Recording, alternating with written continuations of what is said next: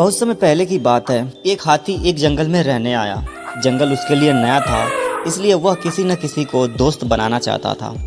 वो सबसे पहले एक बंदर के पास गया और कहा, नमस्ते बंदर भैया, क्या आप मेरे दोस्त बनना चाहेंगे?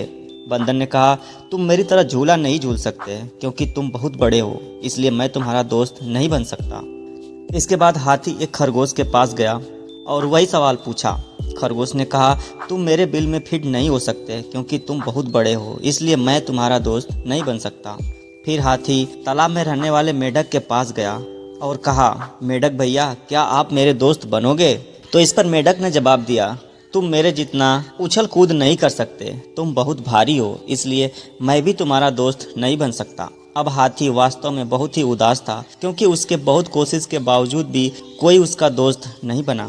फिर एक दिन हाथी ने देखा कि जंगल के सभी जानवर इधर उधर दौड़ रहे हैं। ये देखकर हाथी ने दौड़ते हुए एक भालू से पूछा कि भालू दादा, इस उपद्रव के पीछे का कारण क्या है? भालू ने कहा, जंगल का शेर शिकार पर निकला है, वे खुद को उससे बचाने के लिए भाग रहे हैं। ऐसे में हाथी शेर के पास गया और कहा, कृपया इन निर्दोष लोगों को चोट मत पहुंचाइए, इनको अकेले छोड़ दीजिए। शेर ने उसका मजाक उड़ाया और हाथी को एक तरफ चले जाने को कहा। तभी हाथी को गुस्सा आ गया और उसने शेर को अपनी पूरी ताकत लगाकर धक्का दे दिया, जिससे वह घायल हो गया और वहां से भाग खड़ा हुआ।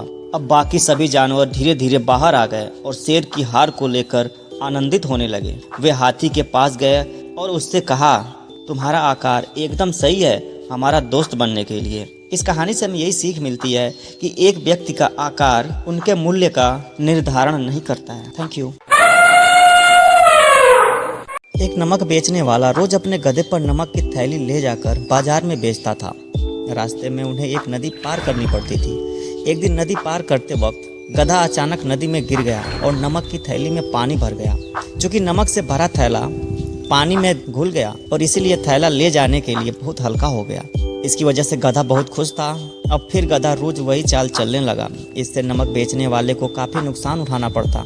नमक बेचने वाले को गधे की चाल समझ में आ गई और उसने उसे सबक सिखाने का फैसला किया। अगले दिन उसने गधे पर एक रुई से भरा थैला लाद दिया। अब गधे ने फिर से वही चाल चली। उसे उम्मीद थी कि रुई का थैला भी हल्का हो जाएगा, लेकिन गीली रुई ले जाने के लिए बहुत भारी हो गया और गधे को नुकसान उठाना पड़ा।